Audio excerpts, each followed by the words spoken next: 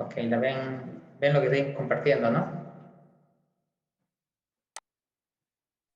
Sí, doctor. Ok,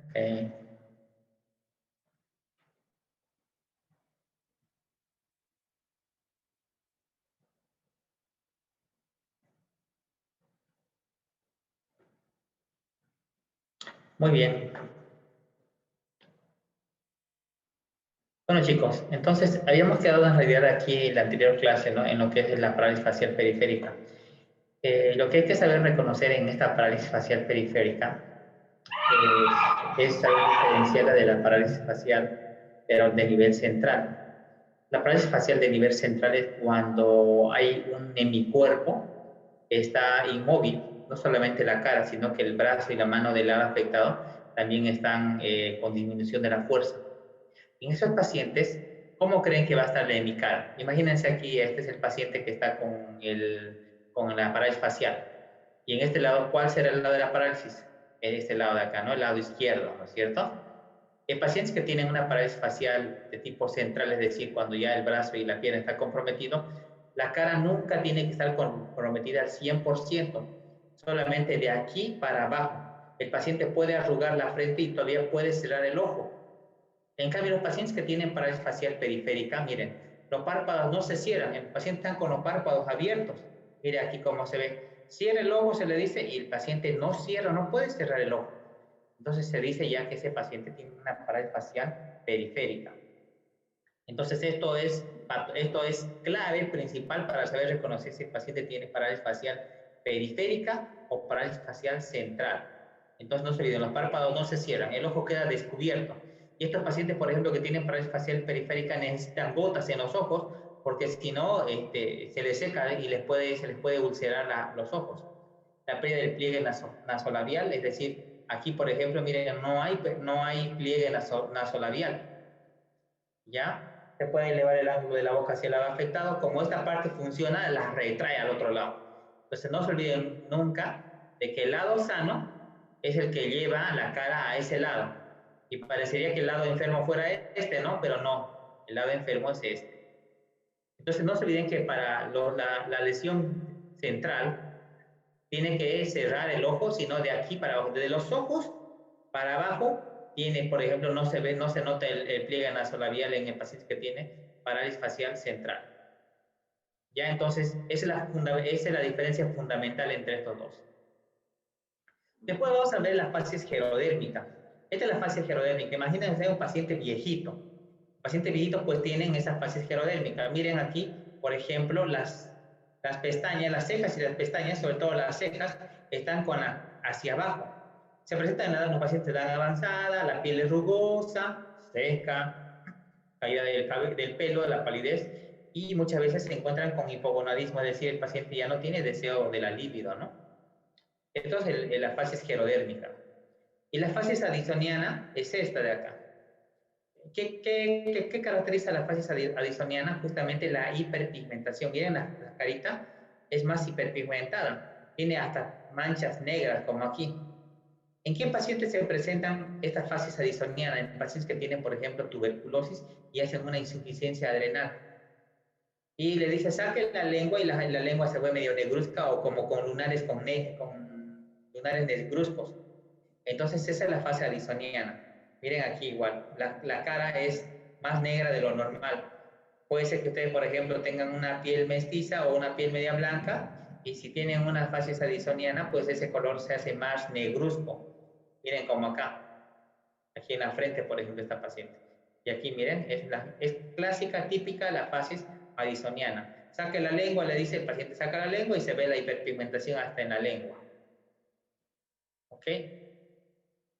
Entonces, la fases tetánica o la risa sardónica.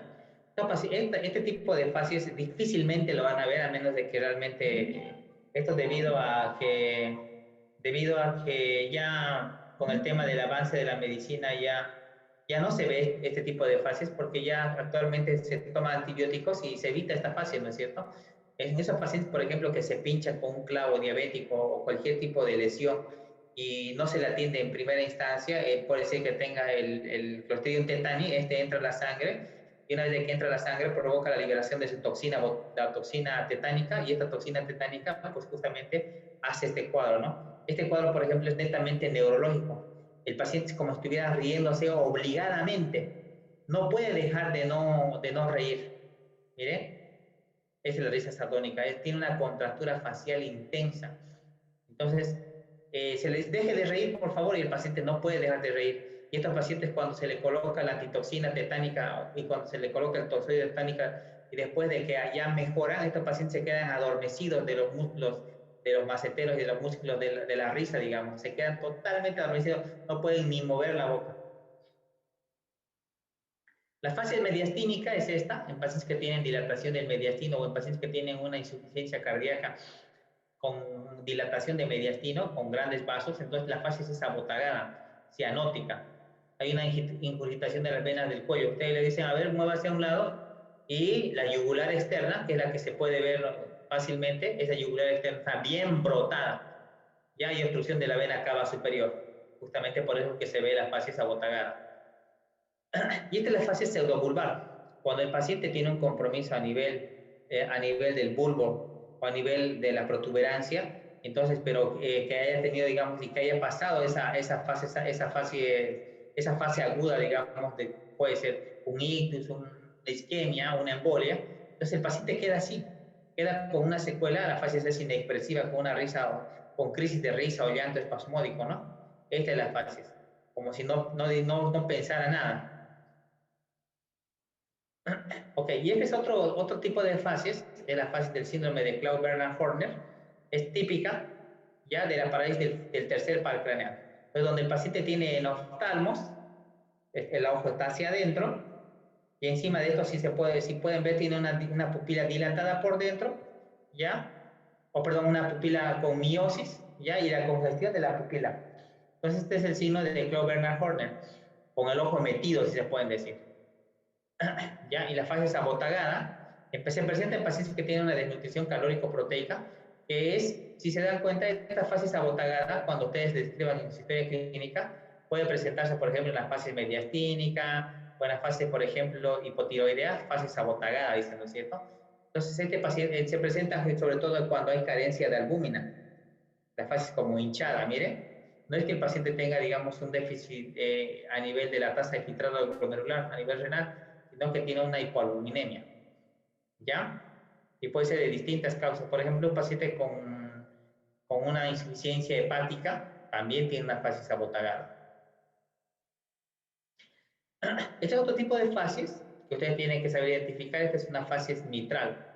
¿Qué características tiene esta fase mitral? Es así como cuando una persona, como cualquiera de ustedes, va, digamos, a La Paz y se viene pasposo, se puede decir, ¿no? Miren, tiene un color, se puede decir un eritema en el pómulo, ¿ya? Y en cambio, el labio está totalmente cianótico, ¿ya? Entonces, pómulos violáceos con ligera cianosis del labio, nariz y orejas.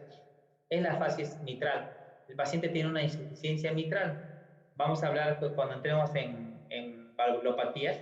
Por ejemplo, cuando hay una insuficiencia mitral, generalmente el paciente también tiene, digamos, aparte de las fases mitral que tiene disnea el paciente, ¿no? Característica de la fase, todo el tiempo el paciente está como si le faltara el aire. Este es otro tipo de fase, la fase esclerodérmica. Pues bueno, en pacientes que tienen esclerodermia, o actualmente se llama esclerosis múltiple, estos pacientes tienen estas fases. ¿Qué caracteriza a estas fases? La caracteriza justamente la cara como si fuera de un pajarito. Imagínense, miren acá. La nariz se hace puntiaguda y la boca se hace así como puntiagudita, ¿no? Y no pueden abrir demasiado la boca. Normalmente una boca de cualquiera de ustedes abre mayor a 5 centímetros, pero este tipo de fases hace de que justamente en pacientes que tienen esclerosis múltiple, la boca generalmente abre más que todo entre 2 a 3 centímetros, máximo 4 centímetros. Entonces se dice que estos pacientes pues tienen la boca de pajarito y hay que hacerles un screening para descartar esclerosis múltiple. Aparte de eso, ustedes les dicen al paciente, a ver, muéstrame sus manos, y cuando les muestran las manos, vean ustedes si tiene pliegue cutáneo y no tiene pliegue cutáneo. la piel es engrosada justamente porque hay una infiltración de colágeno a nivel de la hipodermis. ¿Ya? La fascia adenoidea es esta. Cuando el paciente tiene hipertrofia del adenoides, tiene una hipertrofia del cornete medio, que es generalmente aquí adentro de la nariz, estos pacientes no pueden respirar por la nariz. Entonces lo que hacen es respirar por la boca. Y justamente esos pacientes están con la boca entrecortada, perdón, entreabierta. Y estos pacientes justamente tienen problemas luego para respirar. Y estos pacientes cuando son en forma crónica, estos pacientes suelen tener un leve retraso mental. Si eran de niños, imagínense con una hipertrofia adenoidea y tienen una dificultad de respiración, estos pacientes en algún momento hacen hipoxia cerebral. Entonces estos pacientes a veces tienen justamente un leve retraso mental, ya en las fases adenoidea, debido a la oclusión nasal por hipertrofia adenoidea que termina en una respiración bucal, boca entreabierta, cejas levantadas. El maxilar superior se aplana y el labio superior aparece como acortado, el labio superior. Y la fase miasténica, ustedes conocen la patología miastemia gravis, pues es una enfermedad neurológica donde justamente el paciente tiene una disminución de la fuerza generalizada que generalmente empieza a las pocas horas de haberse levantado. ¿Qué quiere decir? Quiere decir que, por ejemplo, una persona, ustedes se levantan normal y a medida que va pasando el día, se les va apagando, es como si tuviera un foco prendido que se le va apagando el foco. Y a las 12 o 3 de la tarde el paciente está con los ojos medio cerrados y le dice, señora o joven, el paciente levanta la cara hacia arriba y hace como tratando de hacer un esfuerzo grande para abrir los ojos. Y esa es la fase miasténica. Ojos inmóviles sin poder ver, lleva la cabeza muy atrás hacia adelante para poder ver, ¿no?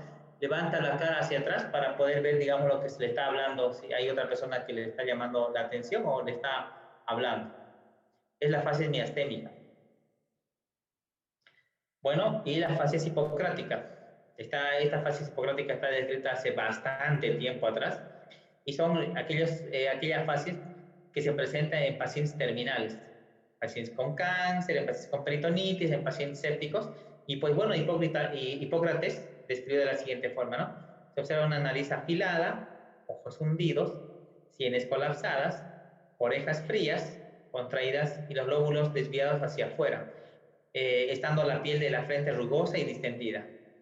Entonces, tienen que saber de que esta fase es una fase de un paciente terminal, un paciente que tiene sepsis, un paciente que tiene, como les decía, algún tipo de patología y está en una insuficiencia hepática, por ejemplo, terminal, se ve un paciente así.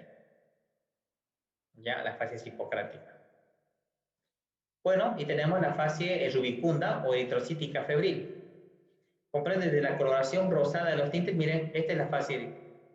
Cuando uno, por ejemplo, tiene algún tipo de alergia y viene esta fase rubicunda, o cuando un paciente está con fiebre, pues viene esta fase rubicunda, o cuando uno se expone mucho al sol, la cara se vuelve rojiza, ¿no es cierto? Fases o rubicunda. No hay dónde perderse.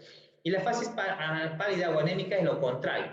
Miren aquí la fase pálida o anémica en pacientes que tienen una anemia, puede ser leve, moderada o severa, pues vienen a tener una fase en diferentes tonos, ¿no es cierto?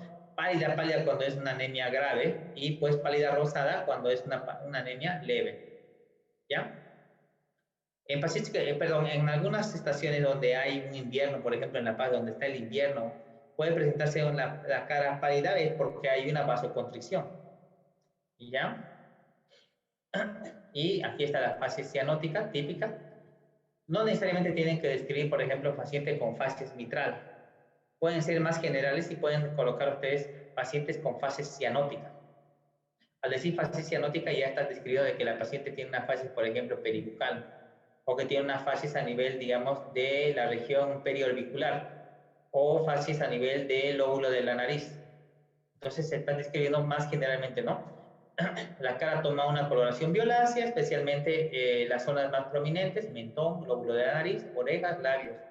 Esto se presenta en algunos pacientes que tienen, por ejemplo, fístula arteriovenosa a nivel pulmonar, o que tienen un cor pulmonar en aquellos pacientes que, por ejemplo, fuman, en algún momento hacen cor pulmonar, o en pacientes que tienen tuberculosis, o en cualquier tipo de insuficiencia ventricular, tanto que puede ser por sístole o diástole.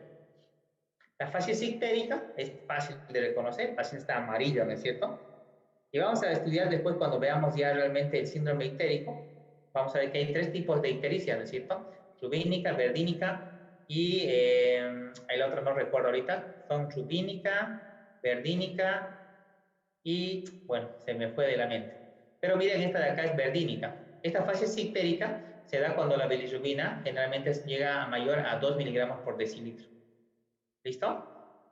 Cuando ustedes vean un paciente con una ictericia, ya que esté en la piel, en las manos, en la barriga, en el cuello, en la cara, este paciente ya tiene más de 2 miligramos por decilitro. Generalmente con 2 miligramos de decilitro de bilirrubina se presenta la ictericia en las escleras.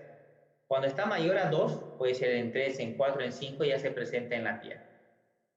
Y una vez que se resolvió el cuadro ictérico, por decirte que haya sido una piedra enclavada en vesícula y lo operaste la vesícula, la ictericia puede persistir y no se vayan a asustar con algún familiar que tenga, digamos, internado y que le hayan resuelto el tema de la cirugía y el paciente sigue ictérico, porque la bilirrubina recién se metaboliza hasta la tercera semana después de que resuelta el cuadro.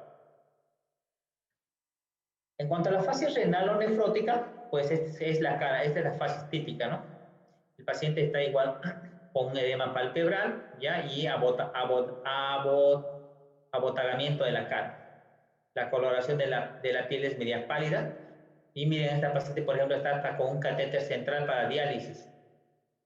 Esta es la fase abotagada, con edema palpebral, ya coloración pálida en la cara. A diferencia de la fase urémica. Estos dos, por ejemplo, miren, la fase renal o nefrótica y la fase urémica están hablando netamente de fases que son de enfermedad renal. Pero esta diferencia de la fase urémica es esta de acá, que se ve cuando la urea está demasiadamente alta. Y vean el edema palpebral que tiene. El edema palpebral viene con una coloración más terrosa. Por esto se dice paciente con facies terrosa, quiere decir que es esta facies, quiere decir que es urémica. Se puede decir facies urémica o facies terrosa. Esto es pregunta de examen, ¿ya? Entonces se ve así, hay un edema palpebral, las mucosas están de color terrosa, hasta los labios están de color terrosa, el edema puede haber una fase abotagada, aparte de esto el paciente está disneico, está con edema en miembros superiores, en miembros inferiores y está con ascitis. Es la citis, no es más que líquido en el peritoneo. Ok, y la fase es maníaca, ¿no? ¿Y cuánto de ustedes no tendrá esa fase, ¿no? Cuando uno está renegando, caso de renegar a su madre o a su padre, y uno está así bravísimo. La fase es maníaca, fase es exaltada, agitada, enajenada, hiperactiva o con una mirada brillante. Pacientes, por ejemplo, que tienen drogodependencia, pues tienen estas fases. Ya cuando, sobre todo cuando están con síndrome de abstinencia. La fase de demencia senil es esta, es una fase inexpresiva, desorientada, ya como si no supiera nada. Esa es la fase, ya desorientada, azorada, desconectada de la realidad y pues con falta de movimiento y muy rígida. Esa es la fase senil. Bueno, cuando quieran colocar, en vez de colocar, por decirte, fases cianótica, o si lo ven al paciente cianótico y al mismo tiempo está disneico, pueden colocar fase cianótica disneica. En realidad esta fase es una fase ansiosa, donde el paciente está con agitación, la respiración y aparte de eso tiene cianosis peribucal. Y en los lóbulos auriculares pues hay palidez, ¿no? Palidez en la cara. La fase cirrótica, pues estos pacientes tienen, por ejemplo, un hundimiento en las regiones temporales. Esto debido a que ya no hay panalículo adiposo en esos lugares y pues, se consumen. ¿Ya? Y aparecen telangiectasias, es decir, como arañas vasculares en la región de los pómulos, puede ser en la frente, ya a veces en la misma barriguita o en la parte superior del tórax. Estos pacientes generalmente, aparte de tener esa fácil de reconocer porque tienen ascitis. Y la fase pletórica, pues los tegmentos tienen un color rojizo, oscuro, y a veces purpúrico, las conjuntivas están hipervascularizadas, es decir, el paciente está medio rojo, ¿no? La fase pletórica. Y aquí vamos a ver qué fase es esta. A ver, chicos. Una facies pushinoidea, ¿no? Miren, en luna llena, rojiza. ¿Qué facies es esta?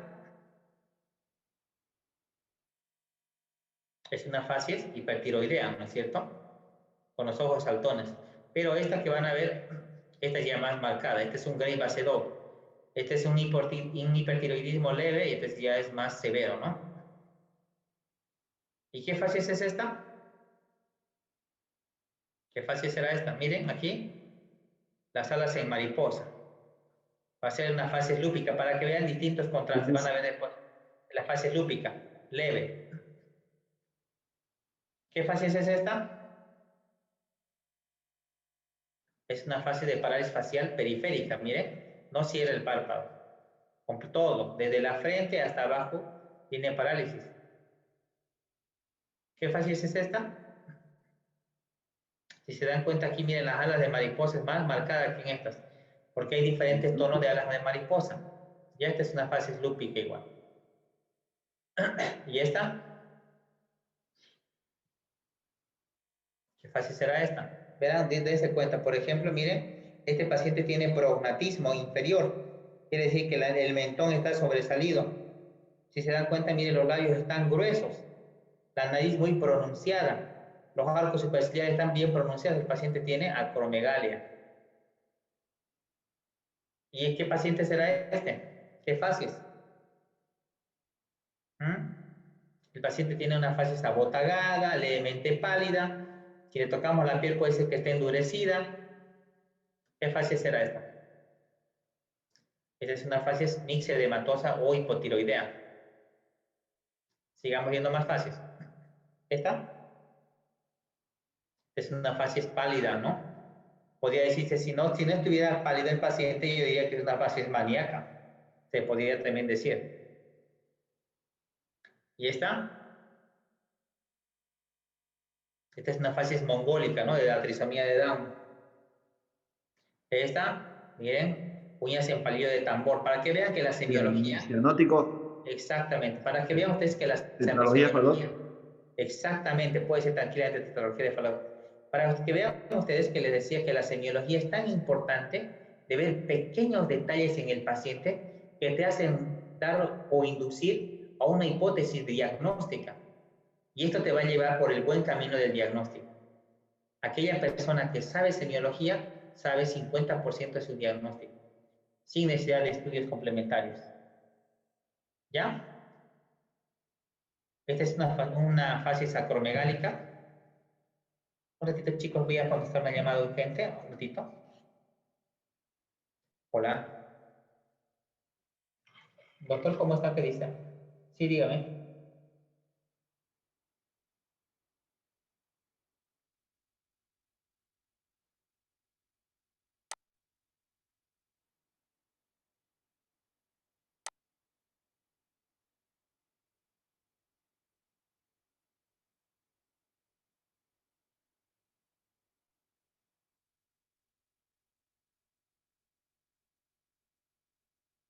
Ahorita estoy pasando clase, doctor, con mis alumnos.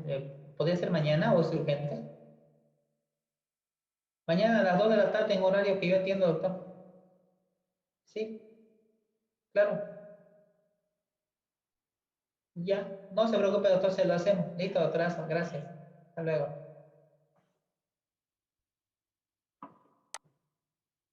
Ok, chicos, van a disculpar. Entonces les decía aquí, miren, esta fases es una fases acromegálica en otra variedad, ¿no es cierto? Miren, el paciente tiene prognatismo inferior. Prognatismo se llama cuando uno de los maxilares es más grande que el otro. En este caso es inferior. Aparte de eso, tiene una nariz bien pronunciada y los arcos superciliares, ¿no? ¿Qué fases es esta? Tranquilamente podría ser una fases miasténica, donde el paciente, miren, va con la mirada hacia atrás y levantando los ojos para ver quién es, digamos, y poner atención.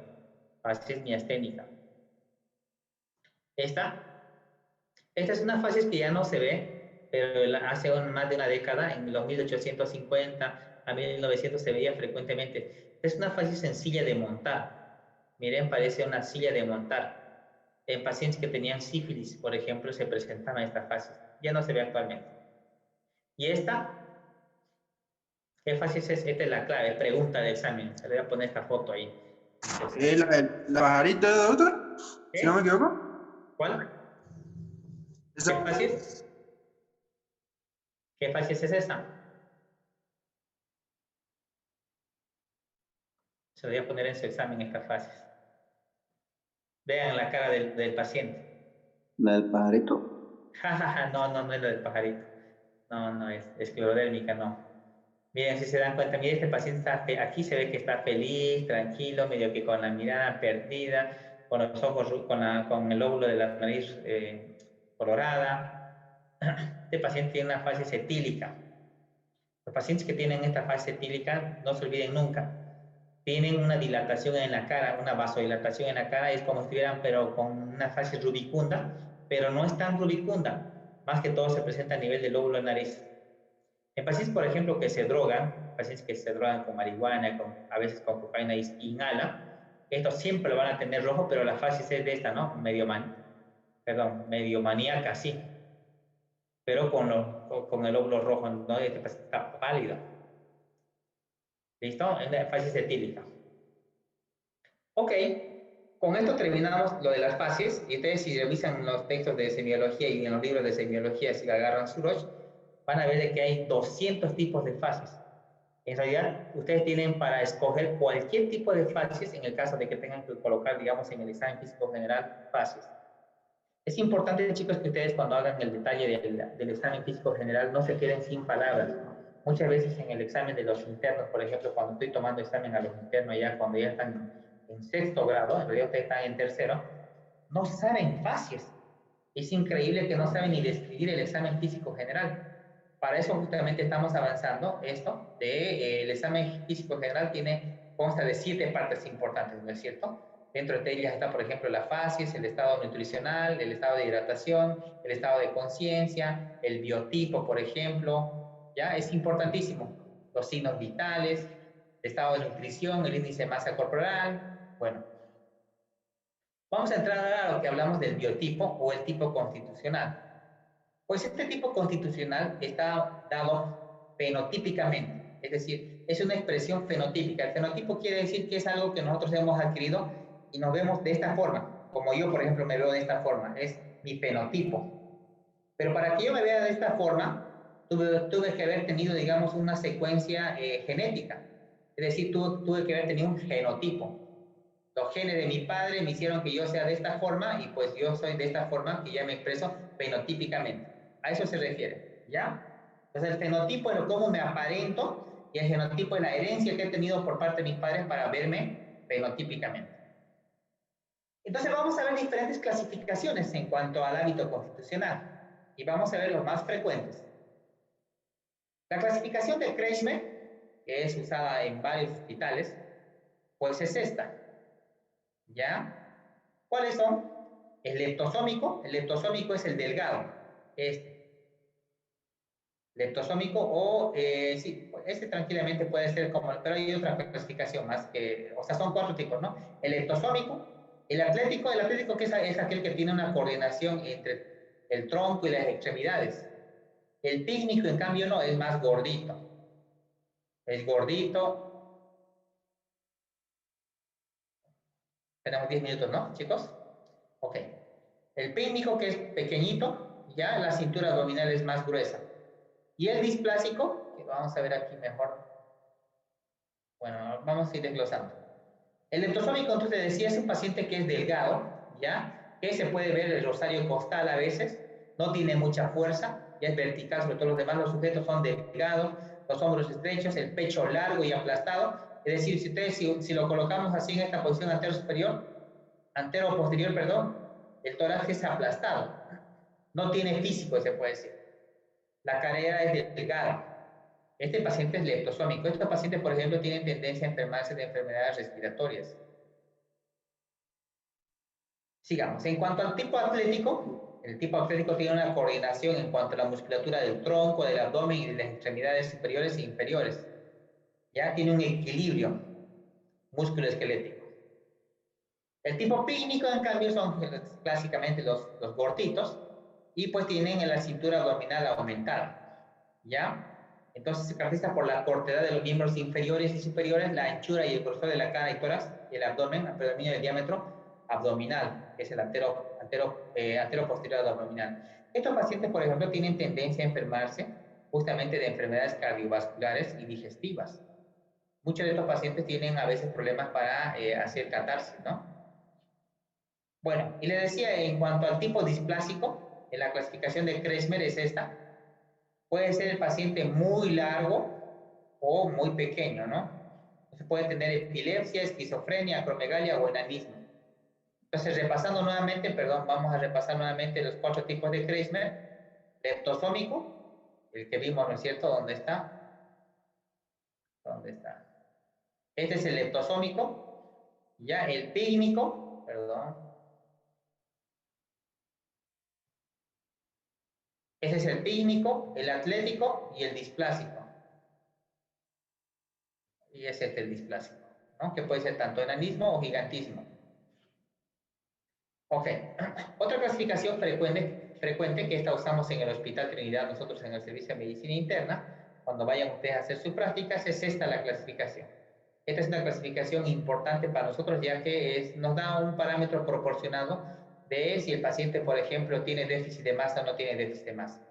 Esta clasificación hacen ver en 3 tipos, ¿no? Endomórfico, mesomórfico y ectomórfico. Endomórfico es igual que el pícnico, los pacientes son obesos, endomórfico. Cuando tienen los miembros inferiores cortos, la cintura abdominal es aumentada, el diámetro anteroposterior es aumentado, es endomórfico. El mesomórfico es este, que tiene una proporción igual entre el tronco y abdomen sobre sus extremidades. Ya, y el ectomórfico, el paciente delgado. Y aquí vemos, miren, una comparación de la cantidad de pacientes que, por ejemplo, hay en cuanto al 100% de los pacientes, y vamos a ver de que los pacientes, por ejemplo, endomórficos, tienen mayor porcentaje, casi llegan al 50%, ¿ya? En cuanto al endomórfico y al ectomórfico, casi se llevan el 80%. Imagínense, entonces la porción de mesomórficos son menor, no llega ni al 20%.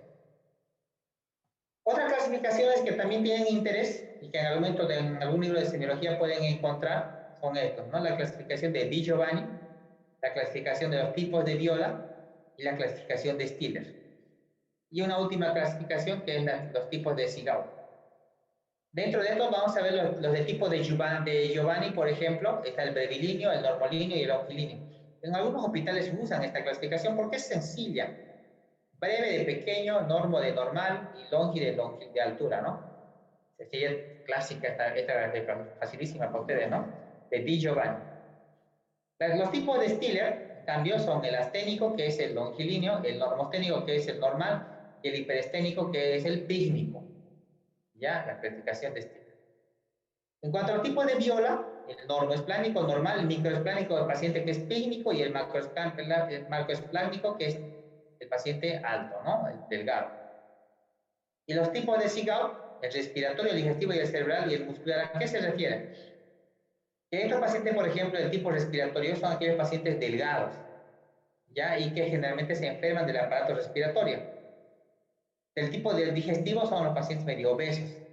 El tipo cerebral generalmente tiene ya una condición equilibrada en cuanto a, es igual que el normolíneo, ¿ya? Y el muscular que es parecido. Y vamos a ir desglosando algunas características de los pacientes que tienen, por ejemplo, los brevilíneos o los endomórficos. Estos pacientes, por ejemplo, por lo general tienen poca estatura, son gruesos, corpulentos, pero en cuanto a lo que, bueno, hace resaltar que se parece a Sancho Panza, ¿no? Del libro de Don Quijote de la Mancha. Pero estos pacientes tienen una tendencia a aislarse fácilmente. Por decirte, puede ser que estos pacientes de niños les hayan hecho bullying y cuando ya crecen, estos pacientes generalmente se aíslan y son bipolares. Son muy susceptibles, exteriorizan muy poco, son más callados.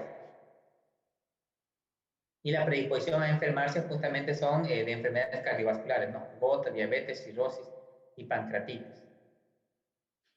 En cambio, por ejemplo, en los longilíneos, ya en los ectomórficos, por los microespláncnicos o asténicos, pues estos pacientes generalmente son más altos, cuello del tórax alargado, miren aquí, Y estos pacientes se pueden ver así como Don Quijote de la Mancha, son delgados, pero estos pacientes en cuanto al carácter, tienen un carácter irritable, también son un poco introvertidos, más depresivos y se envejecen más rápido que un gordito. Ya estos pacientes, ¿en qué tipo de patologías se ven? Pacientes que tienen tuberculosis, úlcera péptica, jaqueca, hernias o hipertiroidismo. ¿Ya? Entonces estos pacientes son más que todo introvertidos, son más irritables. Vos le decís algo y ya no te gritan. Ok. Y los normoplásmicos o los normolíneos, estos pacientes que tienen una coordinación entre el tronco y las extremidades, pues también, ¿no? Tienen un punto de vista más temperamental por su predisposición patológica natural y se asemeja más al brevilíneo, es decir, poco tal vez medio introvertido, pero estos son más también medio extrovertidos, tienen un equilibrio en realidad, ¿no? Pero estos pacientes se enferman más de reumatismo, de enfermedad coronaria, algunas epilepsias o psicosis. Ok. Con esto terminamos entonces en cuanto a la clasificación del tipo constitucional. No se vayan a olvidar que cuando vayan a hacer una historia clínica, es importante colocar el biotipo o el hábito constitucional y hacer cualquiera de las clasificaciones que les haya mencionado anteriormente. Después de esto vamos a pasar a lo que son los estados de hidratación, que están también dentro de los 7 parámetros del examen físico general. No había sido sencillo hacer el examen físico general. En estos estados de hidratación vamos a ver una deshidratación leve, moderada y severa. Una deshidratación leve cuando el déficit va hasta el 5% de pérdida de líquido corporal. Moderada entre el 5 al 10% y déficit del 10 al 15%. Pero ¿cómo vamos a ver esto en la clínica? Lo vamos a desglosar más rápido. En cuanto a la deshidratación leve, generalmente no hay un compromiso importante hemodinámico. El paciente está con una frecuencia cardíaca normal, pero puede ser que esté con una leve taquicardia. Hay escasa, la temperatura es normal, o puede ser que haya levemente disminuida. Las fontanelas pueden estar normales o hundidas. Los ojos sí pueden estar levemente hundidos. Y lo que sí es frecuente es ver la sequedad de las mucosas.